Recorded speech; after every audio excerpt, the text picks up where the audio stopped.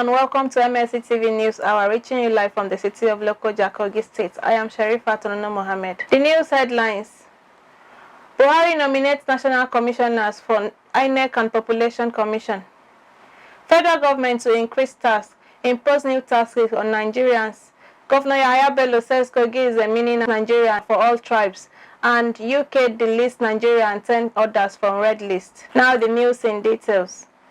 President Muhammadu Buhari has nominated 6 national commissioners and 1 resident electoral commissioner for the Independent National Electoral Commission, INEC. Senate President Ahmed Lawan read Buhari's letter urging the Senate to screen and confirm the nominees for appointment. The newly nominated candidates for confirmation by the Senate as national commissioners of INEC include Mohammed Haruna, Niger State; North Central, May Abamuche Mbu, Delta State; Okeagu Kenneth Namdi, Abia State; Southeast, A.B. Alkali, Adamawa State; Northeast, Professor Rada H. Gamus, Bayelsa State; South-South, and Sam Olemeku, Ondo State. Olani Olaleye Ijalaye from Ondo State Southwest was named Resident Electoral Commissioner. Those nominated as commissioners for the National Population Commission (NPC) include Engineer Benedict Opong, Akwa Ibom State; Gloria Izofomini, Bayelsa State; Barrister Patricia O. Iyaya Kuchi, Benue State; Dr. Bala Haliru, Kebbi State; and Dr. Iyatayo Oyetumbi, Oyo State. Nigerians have been told to prepare for an increase in tax payments as well as the imposition of a new tax regime on certain goods. The Minister of Finance, Budget and National Planning, Zainab Ahmed, made this known in Abuja while speaking with stakeholders at a public hearing on the 2021 Finance Bill organized by the House of Representative Committees on Finance. According to the minister, the adjustment in taxes is part of the provision of the 2021 Finance Amendment Bill. She added that apart from the provisions of the bill, some other adjustments will be introduced, which the government aims to implement by the middle of 2022. In her words, our aspiration is to do midterm review with the possibility of another finance bill in mid-year 2020 to bring in more amendments. Ahmed, however, said the adjustment don't include the controversy surrounding the collection of VAT, which is currently a court matter involving the federal government and some state governments. When the court has taken a final decision on the matter, however, the minister said the federal government can now take the next step. KOGI State Governor YAHAYA BELLO has revealed that KOGI is fast becoming a model for the country. He said KOGI, being home to all tribes and religions in Nigeria, was before his administration sharply divided along ethnic and class lines, but his inclusive approach to governance, especially his indigenous ability in creating a peaceful atmosphere for peoples of all tribes and religions to coexist in the state, gave birth to the new KOGI they all enjoy today.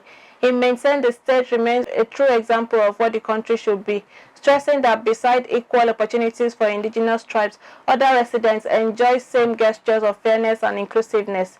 Governor Bello disclosed this in Lokoja, where he received the leaders of Igbo community in the state on an appreciation visit for his role in restoring peace in their fold, as well as his fair treatment for non-indigenous tribes in the state. Our reporter Fatima Yakub has more. Governor Bello emphasized that following his unifying approach to governance, where appointments and spread of projects were done without recourse to ethnic or political backgrounds of the beneficiaries, further improved the unity amongst the people. He lauded Igbo people in the state for their positive contributions to the development of the state, stressing that Igbos in KOGI have been law-abiding, peaceful, and committed to the progress of the state. Our Igbo brothers in KOGI state are peaceful. They are peace-loving and they are carrying on their businesses peacefully. Because as far as KOGI State is concerned today, Igbos signifies peace and unity in KOGI State. He said he is impressed with their enterprising spirit the Igbos have and urged them to continue to promote peace as well as respect for authorities. I thank the Hausa, the Fulanis, the Yorubas, and all other ethnic nationalities that have decided to live in peace under our roof with us here in KOGI State. And I believe that in no distant time, these will be translated to the country. Yeah. Governor Bello urged them to support the administration of President Muhammadu Buhari for his efforts in developing the country, noting that the president is trying his best in the midst of the challenges he met on ground. He cited the second Niger Bridge, which is close to completion, roads and other critical projects the present administration is executing in the southeast, assuring that the region stands to gain more only under a peaceful atmosphere. Let's keep our eyes on the ball. The ball is unity and progress of this country. But let us continue to pray for President Muhammad Buhari. Because if your leader is not stable and is not doing well, it affects you. Let us continue to pray for him so that he can continue to achieve more for our communities. He has done so much, and I'll continue to say it, within the limit of the challenges he found himself and the resources that are available to him. We have seen that a project he inherited majorly, mention of worth of mentioning, is the second Niger Bridge. Second Niger Bridge is nearing completion. The leaders of Igbo community used the opportunity of the visit to introduce the outgoing and incoming executives of the association to Governor Bello, who they described as a unifier, transformational leader, and agent of stabilization. We wish to use this opportunity to appreciate Your Excellency for the peace you brought to Igbo Community Association of Lokoja in 2017. You saw the crack in the unity of our community as unacceptable and set up a committee headed by the former Deputy Governor, His Excellency Chief Achoba, who was also the Chief Electoral Officer that brought in the present executive Igbo community. We are happy to inform you that your then-child executive has almost completed his tenure, and we will be handing over to already elected new executive come February 2022. When we will have completed our 4-year tenure. We thank His Excellency that today we are enjoying peace and order in our community that necessitated our conduct of peaceful and credible election on 11 December 2021. Thank you, Your Excellency. The outgoing president of the Igbo community in Lokoja, Camillus Onyeneke, commended Governor Bello for creating a peaceful environment for the people to go about their legitimate businesses in the state.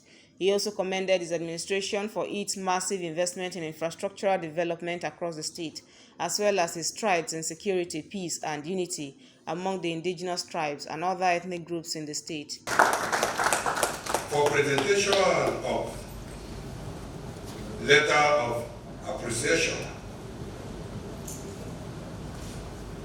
I see the indulgence to call on the Secretary General of the Igbo community.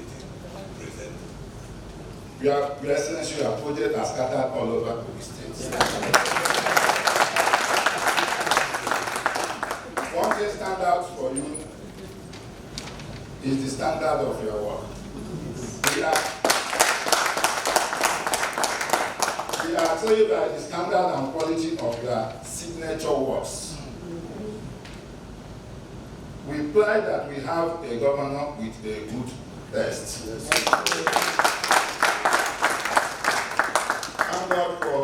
Thank God for using you to change the face of Kogi State for better. We as Igbos, we always associate with you in all your future political endeavors, even in your quest to pretend the affairs of Nigeria come 2023. Camillus assured that the Igbo community in the state are convinced in his ability to build genuine national unity, going by his scorecards in the state, assuring of their readiness to sustain the support for his administration and his future political aspirations. They said he is the only governor who has appointed non-indigenes from across Nigeria to serve in his cabinet, amongst which is the Director General Research and Development, Moses Okezie, who has been serving since the first tenure of his administration. Governor Bello appreciated their commitments and maintained that Kogi is the center of Nigeria. It is home to every Nigerian. It is also a perfect example of what Nigerians should desire of a country to be. Fatima Yakub reporting for Mlc Tv. Kogi State Governor Bello has given express support to the members of the Progressive Ambassadors of Nigeria, PAN. The group, led by his leader, Ambassador Jasper Eminike, to the Government House, Lokoja, commended the governor for his political will to make Kogi State the safest. Jasper also assured the governor of their support now and in the nearest future towards the 2023 presidential ambition of the governor. Our reporter has more. Jasper Eminike said the Progressive Ambassador of Nigeria is poised towards supporting visionary leaders who have the good of the country Nigeria at heart. He commended Kogi State Governor for the good work he's doing. As pan-Nigerian non-governmental organization with operational spread across the 36 states of the Federation and over 20 diaspora chapters, firmly focused and committed towards the actualization of our new Nigeria project, anchored on attitudinal change, exemplary leadership, patriotic citizenship, good governance and rule of law in Nigeria. The Progressive Ambassadors of Nigeria is pleased to recognize Your Excellency's spirited commitment to the new Nigeria project through your bold, courageous, articulate and consistent campaigns for change of mindset. Kogi State Governor YAHAYA BELLO said his door is open to receive wealth of support they could render to move the country forward. I associate myself fully with you.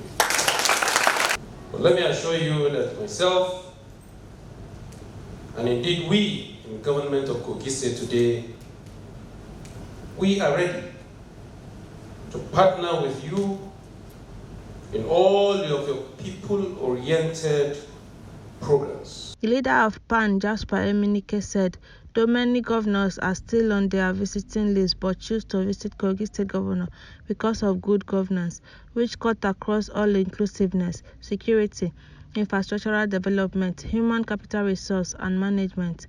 Jasper said all these achievements attracted and motivated the group to visit Governor Bello as the first governor ever visited after many years of PAN. National Security Advisor NSA Babangana Mongono has identified Jamaat Nasr Islam wal Muslimi, the Islamic and Muslim Support Group GSIM, and ISGS as groups bolstering activities of terrorism in Nigeria and other Sahel countries. The NSA enjoy Islamic preachers and imams to deploy their advantage position to canvass support for ongoing counter-terrorism operations.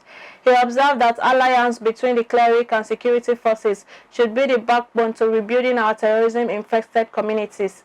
Mongono spoke at the 14th workshop of the League of Ulamas, Preachers and Imams of Sahel countries in Abuja.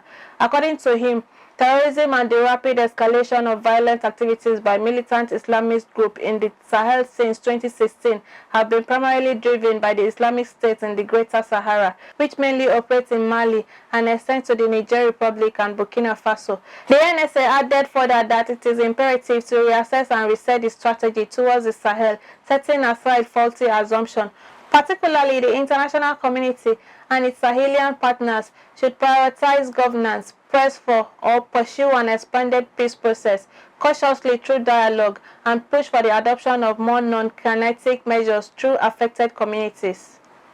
The Nigerian National Petroleum Company Limited said it had enough premier motor spirit, popularly called petrol, despite the queue seen in Abuja and environs. It specifically stated that it had increased in PMS stock by over 2 billion litres and urged motorists to desist from panic buying, in apparent reaction to the queue seen in some filling stations. NNPC spokesperson Garbadin Mohammed said the NNPC is once again giving Nigerians strong assurance that we have products sufficiently that will last far beyond the festive period. He added, thus, we once again urge Nigerians not to engage in panic buying, but to fully enjoy the spirit of the festive season as we continue to work tirelessly to ensure sufficient supply of petrol to every part of the country. The oil firm extended its appreciation to all Nigerians for their understanding and support and encouraged PMS users to always heed NNPC advisory not to engage in panic buying of petrol. All 11 countries have been dropped from the red list, ending the need for travelers to hotel quarantine on their arrival in the UK. Ministers at Tuesday's COVID-0 cabinet meeting accepted the red list was no longer required to protect the UK from the import of the Omicron variant. Angola, Botswana, Lesotho, Malawi, Mozambique, Namibia, Nigeria, South Africa, Swaziland, Zambia, and Zimbabwe have been removed from the red list. Although the 11 African countries are removed from hotel quarantine, ministers will not abandon the concept of a red list because of concern it could be needed in the face of any future variants. Meanwhile, winter holidays could soon become less complex and costly, as Health Secretary Sajid Javid has said the spread of Omicron in the UK has minimized the justification for the more stringent rules that were introduced over the past fortnight. 475 drug traffic offenders were tried and sentenced to various jail terms in Nigeria between September and November 2021. A statement issued in Abuja by the National Drug Law Enforcement Agency (NDLEA), it said that the sentences were passed on them by federal high courts across the country. The statement signed by Femi Babafemi, NDLEA's Director of Media, said the figures represented a fraction of over 1,000 drug traffickers tried and jailed from January to November. Babafemi said Adamawa and Abia State recorded the highest figure of convictions in November, with 23 each out of a total of 252 convictions recorded in the month. He said the interesting part of the trials were that of a serial drug trafficker offender, Chukwuemeka Kalu, who was sentenced for the third time for the same offense. The chairman and chief executive of NDLEA, Muhammad Buba Marwa, in his reaction commended the various state commands and agency directorates of prosecutions and legal services for their commitment and diligent prosecution of the cases filed against drug offenders. Over 20 fully armed robbers on Tuesday evening invaded Ebe community in Yaba West Local Government Council of Kogi State. According to an eyewitness account, the fully armed robbers stormed the town with 3 different vehicles, headed to 2 of the old generation banks, Access and First Bank, in well-coordinated manner, and started shooting sporadically, while they equally bombed part of the bank in order to get access to the bank. It was gathered that the robbers went to UBA Bank in Odoeri, the headquarters of Yaba West, and killed the security officer and another person when they invaded the bank. Meanwhile, the Kogi State Police Commissioner, CP Idrisu Dauda Daban, confirmed the robbery incident. He said he was waiting for details from the divisional police officer in charge of the Yaba West. Okun Development Association, ODA, a socio-cultural body of the Yoruba people of Kogi State, has condemned in very strong terms the attack on the divisional police station, as well as 3 banks, killing 2 persons in Ebe and Odoeri, Yaba West local government area. The Tuesday attack is a confirmation to our pride that Okun land is not safe, and security agencies need to do more to nip crimes and criminality in the bud. The attack on the bank, Access, First Bank, and UBA has again crippled economic activities, and the attendant loss of life in barbaric, unfortunate, and extremely very sad. They sympathize with family of those who lost loved ones in the attack, and they pray that God will grant the deceased eternal rest. It was fear of this and similar occurrences in different parts of Okun land that made the ODA to passionately plead with the state government very early in the life of the administration to reconsider her invitation to Fulanis Bororos, who pretend as ordinary people going about for their survival, whereas they had and still harbor evil intentions. Today, they all know better. You are still watching Mlc TV. We'll take a short break. The news continues shortly.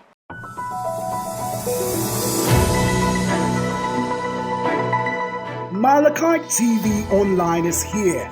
For your timely and reliable news that reaches you fast with the breaking news, choose MLC TV. Get human interest stories right here on MLC TV. With entertainment, sports, business, culture, tourism, and fashion news stories all featured on MLC TV. Not forgetting political and current affairs news, state and federal government and people's matters will be discussed regularly on MLC TV.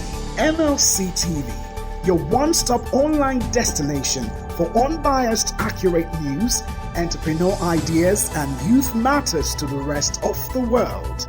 MLC TV, reaching everywhere, informing everyone. Welcome back. Announcement. Motorists and commuters on some of Lokoja major township roads will be facing some form of traffic problem from the 16th of December 2021. The state governor, YAHAYA BELLO, through his commissioner for works, housing, engineer Abubakar Ohere, has ordered the Kogi State Road Maintenance Agency, KOGROMA, to move to site immediately and start a total rehabilitation of the township roads. Some of the roads that will get immediate attention are Megari Palace to Old Central Mosque roundabout, Fem Hotel, GT Bank Junction to Kogi Circle and NTA roundabout to Post Office, Marine Road, Jakura end of the road, Stella Obasanjo Library, Government House, Kogi Hotels, GT Junction, Hydro Junction, GT Bank Junction, Hydro Junction, Post Office, and Cemetery Road Junction. The agency sincerely apologized for any inconveniences rehabilitation of the roads might cause the general public. Now to our foreign news. A South African court has ruled that the country's former president Jacob Zuma should be returned to prison, saying his medical parole was unlawful. The time he has spent out of prison should not be counted in his 15-month sentence, the Pretoria court ruled. Zuma was released on 5th September for an undisclosed medical condition. The 79-year-old handed himself over to the police in July after a public standoff, but his jailing, unprecedented for an ex-president, sparked violent protests and looting. More than 300 people, mostly in Zuma's stronghold of KwaZulu-Natal province, died in the protest. Zuma is also facing a separate corruption and fraud trial related to a 2019 arms deal. Zuma has repeatedly said he is a victim of a political conspiracy. Prison authorities said his release on parole was compelled by a medical report, but his ailment has never been disclosed. The High Court in Pretoria ruled that the decision by the head of the Correctional Service, Otto Fraser, a known ally of Zuma, to release the former leader on medical parole was reviewed, declared unlawful, and set aside. Lawyers representing Zuma have appealed against the court order, so there is no immediate prospect of him returning to prison. Police in Germany's eastern state of Saxony have launched a series of raids after death threats were made against Premier Michael Kretschmer for backing coronavirus measures. Far-right anti-vaccination activists were suspected of plotting violence with crossbow or other piercing weapons. Saxony has the lowest COVID vaccine take-up in Germany. Last year, Kretschmer warned of COVID hysteria, but he later apologized and has since backed strict measures. Germany's new Chancellor Olaf Scholz told MPs on Wednesday that a tiny minority of uninhibited extremists will not be allowed to impose their will on society. Police in Saxony said security forces, including the Special Sokol-Rex anti-extremist unit, were raiding a number of locations in response to the threats made against the state's premier highlighted by a Germany TV documentary a week ago. Police said statements had been made on plans to kill the state premier as well as other state representatives. Now to our sport news.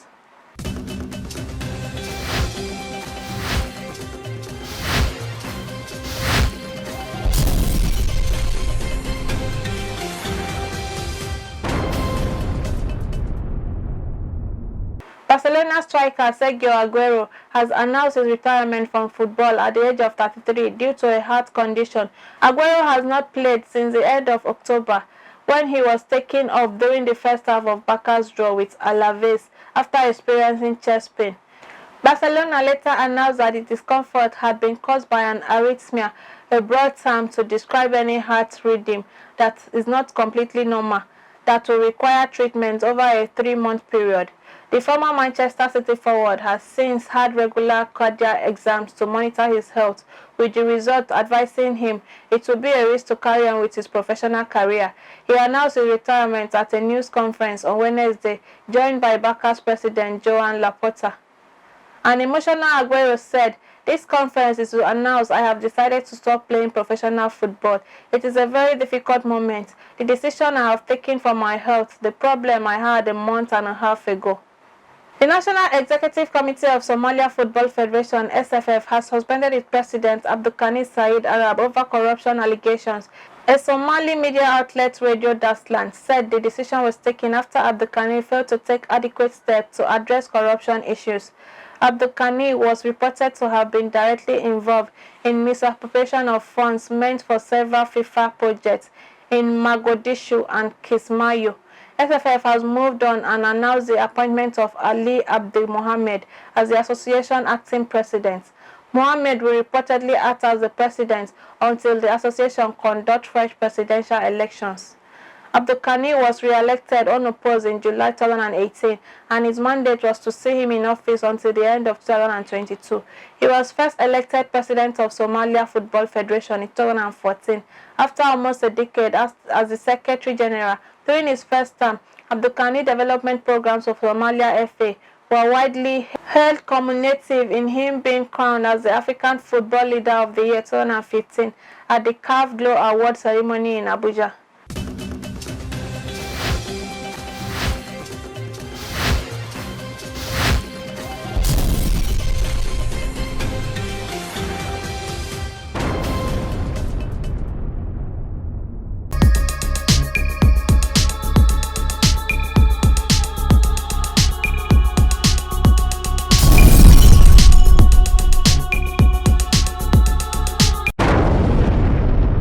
let's join our reporter for the latest on entertainment.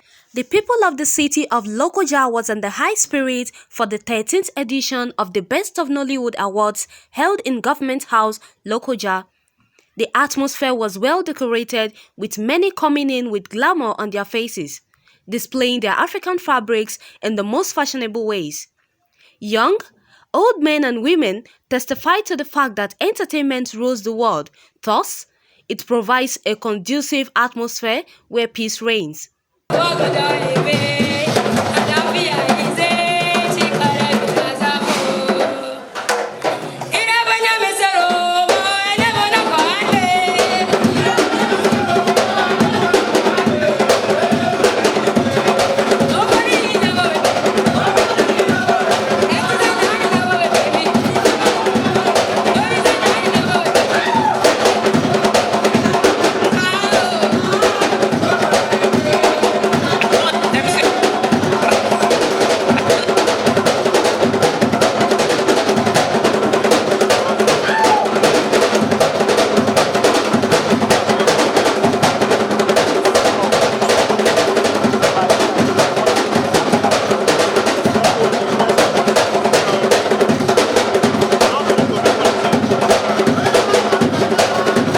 Popular artist Fatia Balogun tells us how the journey into Nollywood has been. I would say we have actually achieved a whole lot because the film industry have changed from like 10 or 15 years ago. We have more cinema movies, good scripts, good cameras, and we've been number one in the cinemas these days. So our script level have changed. Everything has changed in our industry now. So I think we're doing a good job. Other young talented entertainment stars also expressed themselves. With the help of social media platforms and awarding platforms like Best of Nollywood Awards, it can only get better. And it's a very good thing that Born has been there. It spurs we content creators, actors, and entertainers generally to even outdo ourselves, to get better, to be better than we were last time. I'm proud to be in Nollywood. Nollywood has been growing. It has developed so much in all aspects, production-wise, acting, storytelling, and I know that there's so much growth going to come in Nollywood. 8 years or 9 years, and I have just won the award once. I have been a very good friend of his. So if the award is being bought, I would have been winning back to back. Do you know what that means? Yeah. Music industry had theirs. I was actually waiting for when ours would come, and so when it started coming, it's good because it keeps challenging us, and we are on our toes right now. And this year, Bond decided to come down to Kogi State, Lokoja. It is a win-win for the Kogi people, and filmmakers like us who have started from here. It's a great one. I'm happy. I'm happy actually. Nollywood has, in the past 10 years, seen such significant growth. It's been amazing. And Born Awards, is in its 13th edition. So, it has been right there at the forefront of this change and this growth. And I'm really, really proud of the organizers of, the event for their consistency for 13 years. Seun Olokuti, the founder and organizer of the Best of Nollywood Awards, says it is the 13th edition but decided to bring the event to Kogi because of the present man who has made the state safe, a lover of youth and motivator of youths with talent, Governor YAHAYA BELLO. Excellency, I appeal to you to use the remaining years of your administration to open up Kogi more to the world by working with practitioners to ensure that the beautiful natural landscape God has given Kogi is exposed to the world through filmmaking. On behalf of Best of Nollywood Award, I would like to say thank you again to the Governor for agreeing to host this award. I'd like to also say thank you for the wonderful team working with him who had made this to be possible. The SSG, the Chief of Staff, and all the other people that have worked very hard behind the scene, Dr. Runke Bello, I'd like to say thank you for your support, your advice, and push. Awards were rolled out for those who have put in so much to add value to the entertainment industry. Amongst many sessions of the awards categories are the Best Actor in a Leading Role, English and Yoruba, Best Promising Artist, Best Use of Makeup, Best Director, and lots of others. Indeed, it was a moment best described as rewarding as awardees took turns to receive commendations. My name is Adeshina Abiola Paul. I'm the director and the producer of Oju. I collected this award for Akinola Akanwu. May God continue to keep you looking younger and more beautiful by the day. Congratulations.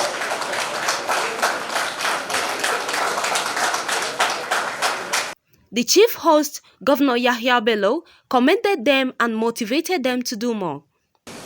It's an industry that have taken millions upon millions of Nigerians off the streets in one way or the other. For this industry to be sustained, it means as you are growing older, you are mentoring the younger ones to take over from you. You have fans numbering millions upon millions, both within the country and outside the country. They love you. Nollywood is one industry that has continued to strive even when it was at the peak of the COVID-19 lockdown. Its performance has added tremendously to the national economic growth. I am Khadijat Mohammed. Back to our caster for more story.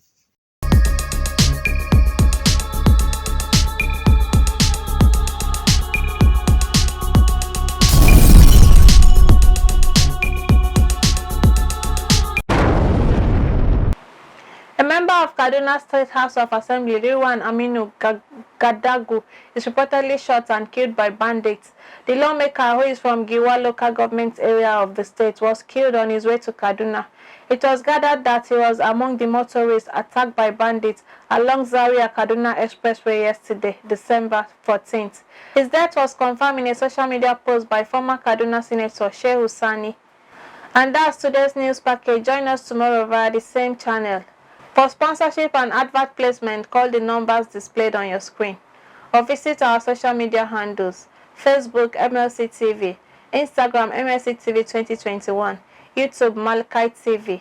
I am Sherifat Mohammed. Thanks for staying with us. The Speaker of the State House of Assembly, Matthew Kolawole, has begun the burial ceremony of his late wife, Esther Kolawole, whose death occurred on the 5th of December 2021 in Lagos.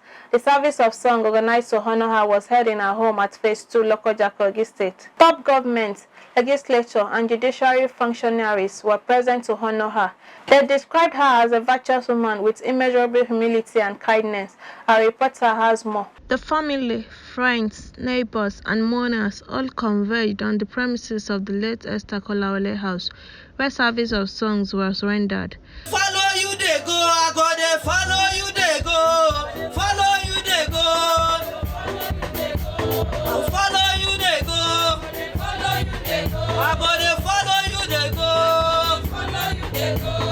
follow,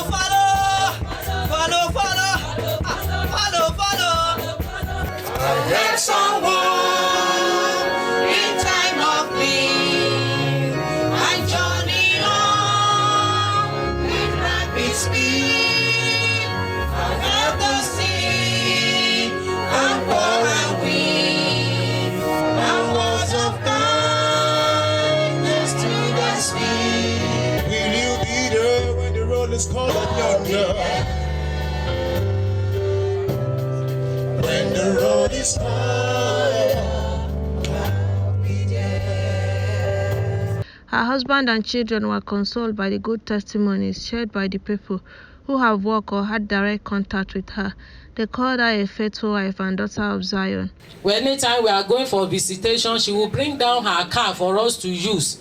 Even traveling outside Lokoja, even if she's not going, she will fuel the car for us. Out of the women's circle, very committed. You will not see her, even by the time she gets to the position she is today. We think people like us will not be able to even get closer to her. But you won't know. When we are traveling together, she might even be in the center of the seat with us. And we'll be talking together. You will not know. We'll sit down together, very humble, very simple. And she loves prayer. I had a very very loud breath. Say, my sister, at last, I have made it. I looked everywhere. I could not see anyone. And the Holy Spirit said, that is our daughter that have just returned home. Praise the Lord. Whether you like it or not, she made it. The question is to you and I.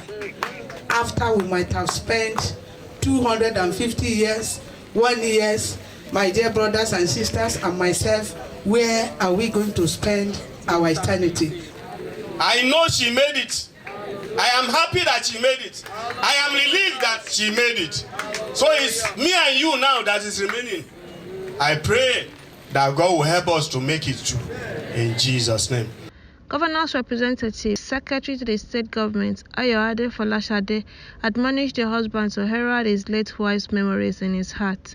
Everybody from Okun is Ayoko, or Baboko.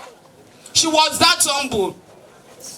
I'm not from Kababunu, but she will always identify with me as Ayoko with her knees close to the floor.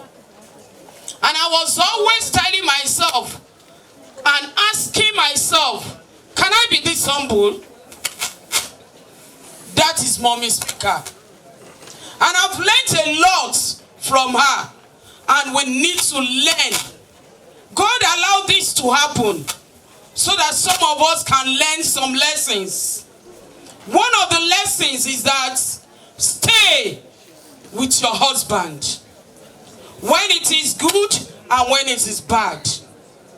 But personally, I will not support beating to the point of death. But in hard times, please stay with him. We have the strong testimony of how she stayed with Speaker. And I want to admonish the Right Honorable Speaker, Prince Matthew Olushola Yomi Kolawole. In your heart, be consoled, be comforted. But I need to give you this message that she lives on. Mrs. Esther Zainab Kolawole lives on in your hearts. Church members and Association of Wives of the State Assembly's members, which she was the chairperson, narrated how kind she was. She keep on saying, hold on to God. Believe in this God. I don't know what to say about her. Just few years that I've known this woman. It's like she has been a mother that carried me in her womb. What I want to tell all of us here today is, whatever you are doing, whoever you are, hold on to God. It was a sober moment reflecting on who late Esther was to mankind and how the vacuum she left will be difficult to fill. Esther Kolawole was born on the 7th August 1971 to the family of late MWO and Mrs. Abdulaziz Mohammed from Adavi local government area of Kogi State. She started her primary education in 1976 at Ekwa Nursery and Primary School, Ilori, and completed it at Air Force Primary School, Kaduna in 1982. In 1983, she proceeded to Queen Elizabeth College, Ilori, Kwara State for her secondary school education and graduated in 1988. Between 1991 and 1996, she proceeded to Kwara State Polytechnic, where she studied banking and finance and obtained diploma and higher national diploma with excellent results. She served her fatherland in 1999 as an NYSA member. She further acquired her postgraduate diploma in business management from the University of Ilorin in 2001. She worked briefly before she went into her business as a distributor, operator, and owner of supermarket and Damaros Computer School. She got married in 1996 and is blessed with 4 children. She was a devout Christian and ordained a pastor in the Christ Apostolic Church, where she served God before her death. She died at age 50 and was survived by her husband, children, and aged mother. The burial ceremony continues on the 15th and 16th December 2021 at her husband's hometown Kaba, where late Esther Oyinoeza will also be buried. And that's today's news package. Do join us tomorrow via this platform. For your event coverage for news, sponsorship, and advert placement, call the numbers displayed on your screen or visit any of our social media handles to drop your comments for us. Like our Facebook page, MLC TV, Instagram, MLC TV 2021. Subscribe to our YouTube channel, Mlc TV. I am Sherifat Mohammed. Thanks for staying with us.